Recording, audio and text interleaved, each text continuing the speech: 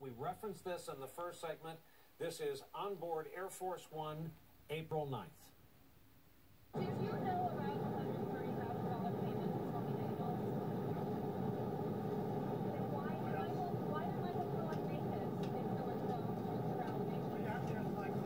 Michael's my attorney, and you'll have to ask Michael. Do you know where he got the money? No, I don't know. April 5, my mistake. Neil, first of all, thank you for coming on the broadcast. Second, why is that important? The president wasn't being deposed. It was a toss-off comment to cover something embarrassing on a moving aircraft. Yeah, so it's a real privilege to be here with you. I think the reason why that's so important is it really shows the kind of bait and switch strategy of the Trump defense is crumbling.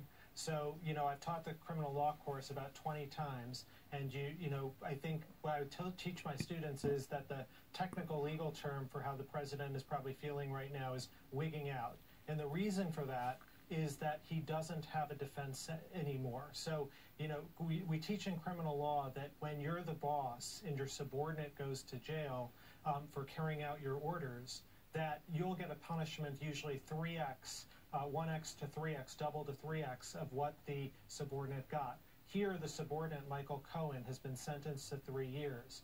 And the president now has to trot out a variety of defenses, all of which seem really weak. The first was that videotape. I had nothing to do with it.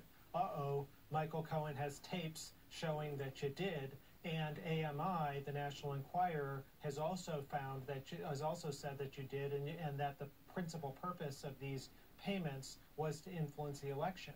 And then today, your own network reporting that Trump was actually in the room with National Enquirer and Michael Cohen when the hush money payments are made.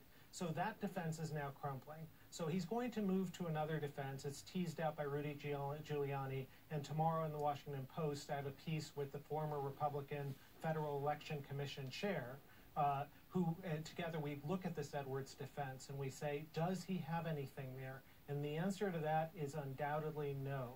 It's very, very different than Edwards, and indeed the Edwards prosecution boomerangs on him because the judge there did decide as long as one of the reasons why you're making these hush money payments to a mistress is to influence an election, that is a felony. And that is what Cohen has said happened. That is what the National Enquirer has said happened. And Cohen's got the tapes to prove it, and the career prosecutors in the Southern District of New York are saying we have other corroborating evidence as well. The president spent the day, yet again today, calling this a civil and not a criminal matter. And then there are his surrogates. Tonight, former Pennsylvania Senator Rick Santorum, who was a full-on moralist during his time in the U.S. Senate, was saying, in effect, this is a violation of federal election commission rules, and this is not felony.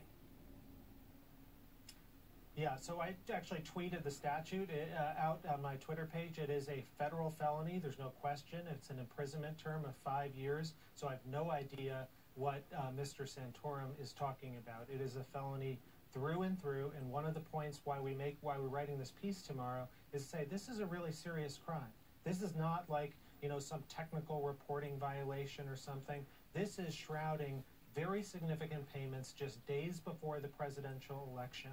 And, you know, one of the things that's been so disturbing over the last couple weeks is seeing Republican senators whom I, you know, held with reverence, like Orrin Hatch, say, oh, it doesn't matter if it's a federal crime. People commit these crimes all the time. And, you know, the president today saying on Fox News, oh, I get looked at more than anyone, and it's unfair, which is really rich coming from lock him up, Mr. Trump. So, you know, I don't actually think a different standard is being applied. I think no matter who, if anyone, had the audacity to engage in these hush money payments, these shell corporations and the like, any ordinary citizen right now will be looking at a felony indictment. And really the only thing that's protecting the president right now is this constitutional card he's got that a sitting president can't be indicted. I heard someone say yesterday, if this is the only thing they ever have on him, this could be big enough to be ball game, as this person put it. Do you concur with that? And as a general rule, do you think there is too much talk at this stage of impeachment in the media every day? Well, look, I think the president is right to be worried, and your reporting suggests that he is about impeachment. I think, he's got both indictment concerns and impeachment concerns. These are really serious things. I mean, and if the president is going to say what he keeps saying, which is a sitting president can't be indicted, every scholar who takes that view, including the two Justice Department memos that say that, also say if you can't indict, then you have to launch the impeachment proceedings in the case of a serious allegation of something, because that's the only way to indict, which is impeach first, remove from office, and then indict. So, and this is something I fleshed out in the New York Times a couple months ago. The argument that you can't indict a sitting president is actually a setup for Congressman Nadler, who's running the Judiciary Committee, to say, I've got to then look at impeachment. And Nadler has said time and again he doesn't want to do it unless he really has to.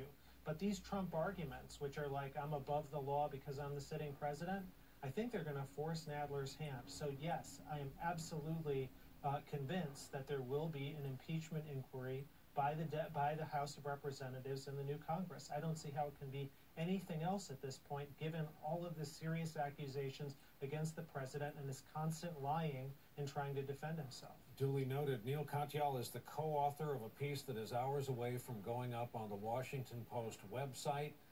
Thank you very much for staying up with us and coming back on.